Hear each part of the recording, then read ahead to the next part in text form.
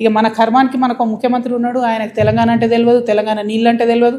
మేము ఎంటబడి కొట్లాడి మా పార్టీ పెట్టినాక కరెక్ట్ వారం లోపల పాలమూరు రంగారెడ్డిలో పెద్ద సభ పెట్టి మన నీళ్ళు పోతున్నాయో మొత్తం ఎత్తుకపోతున్నారు ఆంధ్రోళ్ళు, మీరు ఏమైనా చేయండి అని లొల్లి పెడితే నిన్న ముఖ్యమంత్రి గారు పోయి 2 రోజులు ఫస్ట్ టైం పాలమూరు బిడ్డ అయి ఉండి 30 నెలల నుంచి ఆయనకు తీరిక దొరకలేదట. నిన్న ఫస్ట్ టైం పోయి పాలమూరు ప్రాజెక్టుల మీద రివ్యూ చేసి ఏం మాట్లాడతాడు ఆయన, తీసుకుపోనండి 968 టీఎంసీలు మనకు వస్తే చాలు, 200 టీఎంసీలు ఆంధ్రోలు తీసుకుపోనండి, సంప్రదింపులు జరుపుతున్నాం మేమని చెప్తున్నాడు ఆయన. రేవంత్ రెడ్డి గారు, మీకు నీటి మీద అవగాహన లేకపోతే అవగాహన ఉన్న వాళ్ళతో మాట్లాడండి.